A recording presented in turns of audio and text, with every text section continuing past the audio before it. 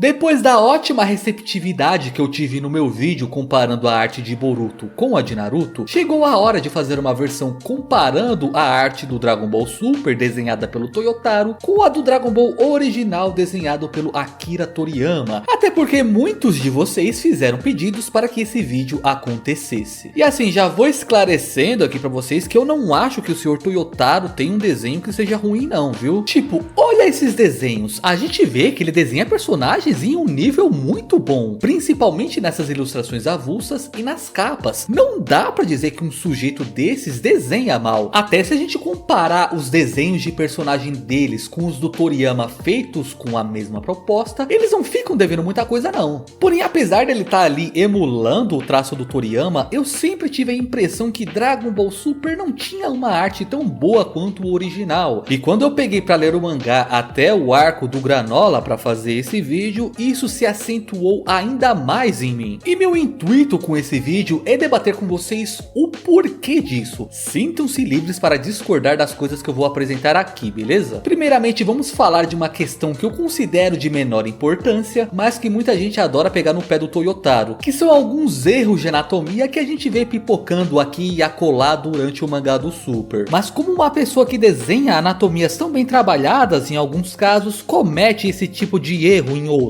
Bom, digamos que desenhar personagens em ambientes mais controlados, por assim dizer, como nas capas, é muito, mas muito diferente de desenhar esses personagens dentro de um mangá de luta, onde eles vão ter que ser ilustrados de toda e qualquer forma que você possa imaginar. Eu gosto de fazer uma analogia disso com as mãos. Uma coisa é você desenhar elas em um ângulo específico, mas em um mangá você teria que desenhá-las em uma infinidade de posições e situações diferentes que eleva demais a dificuldade e aumenta a chance de algo sair do controle, como de fato ocorre no Super de vez em quando. Mas honestamente, eu não acho que esses bugs anatômicos aconteçam com uma frequência suficiente no Super para ser considerado um grande problema. Então eu nem dou muita bola para isso daí. Eu acho que o grande problema da arte do Dragon Ball Super não está no desenho dos personagens, mas sim na narrativa visual da obra, principalmente nos primeiros arcos. Eu nunca me canso de dizer o quanto o Dragon Ball original é uma aula sobre como desenhar cenas de luta que sejam facilmente compreensíveis e gostosas de se acompanhar. Os desenhos de Toriyama parecem que se movem sozinhos pela página do mangá. Ele não inventa muitas firulas, a quadrinização da sua obra é extremamente simples, mas no bom sentido da palavra. Cada quadro consegue nos guiar até o próximo sem nos causar nenhum tipo de confusão, diferente do seu sucessor, como nós vamos ver mais pra frente. E a coreografia ali das ilustrações dentro dos quadros são muito redondinhas, elas encaixam muito bem, você entende perfeitamente a sequencialidade dos golpes, e inclusive o Toriyama gosta de usar um truquezinho bem bacana, que é desenhar uma antecipação do ataque que o personagem vai usar. Façamos aqui uma comparação com uma página de Boruto. As duas estão retratando situações muito parecidas, mas perceba como o Toriyama ilustra uma antecipação do ataque do Gohan antes de desenhar ele de fato, o que ajuda a preencher os espaços vazios de movimento na nossa mente, criando ali uma ilusão de movimento parecido com uma animação. E é notável que com esses painéis tão simples, ele consegue dar tanto impacto para as cenas do mangá, como por exemplo aquela sequência que mostra a reação do Freeza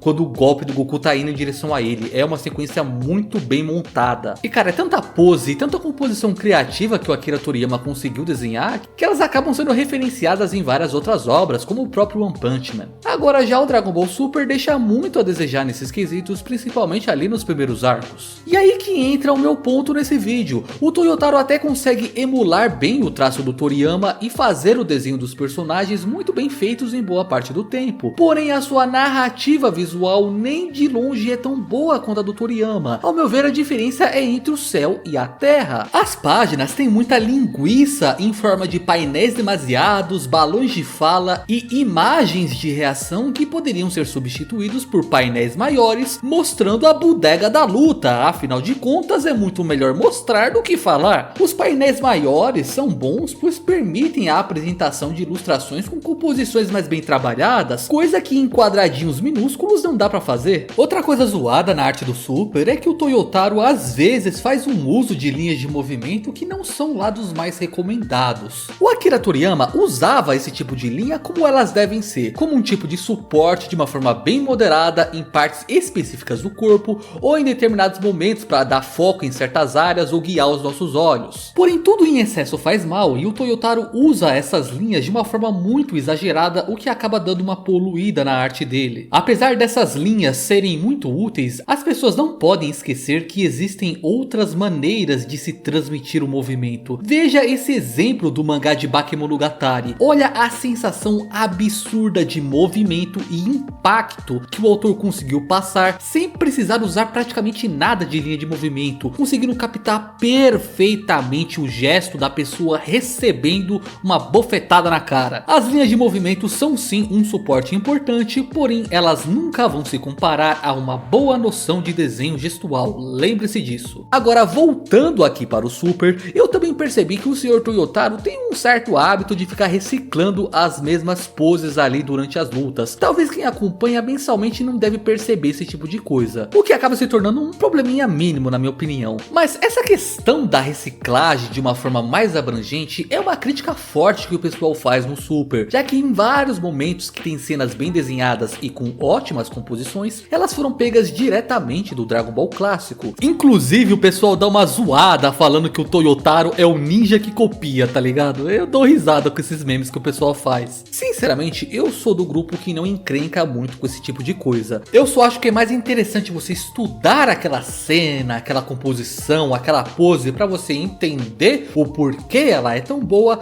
e assim você conseguir criar algo novo em cima daquilo. Mas agora vamos ser justos aqui, pessoal. Eu critiquei bastante a arte do Super, porém a partir da saga Moro as coisas foram melhorando bastante na minha percepção. Quadros ficaram mais simples e bem organizados, teve-se ali um upgrade na arte sequencial das lutas que começaram a ficar mais fluídas e dinâmicas, além de que elas eram mais compreensivas. Claro que nada a ponto de se comparar com o que nós temos ali no Dragon Ball original, problemas ainda persistem como as famigeradas linhas de movimento mal encaixadas, mas o cara tá melhorando sim, poxa, tipo, olha a diferença dessas páginas, isso daí já é um bom avanço que ele teve. Então pra mim o principal fator que faz a arte do Dragon Ball Super não ser tão boa quanto o do original não é exatamente o desenho dos personagens, até porque o Toyotaro não está tão atrás assim do Akira nesse quesito. A questão é que a narrativa visual do Toriyama é muito melhor e isso faz uma baita diferença. Agora eu gostaria de recomendar para vocês um vídeo que o canal Narrativando fez recentemente sobre Dragon Ball Super. Como sempre, ele fez uma análise narrativa dos arcos da história, só que ele cita outras questões interessantíssimas, coisas como quantidade de quadros, reações excessivas, balões de fala em momentos que não são tão adequados. É um vídeo bem interessante, então recomendo vocês assistirem. Agora podem soltar o verbo aí nos comentários sobre o que vocês acham da arte de Dragon Ball Super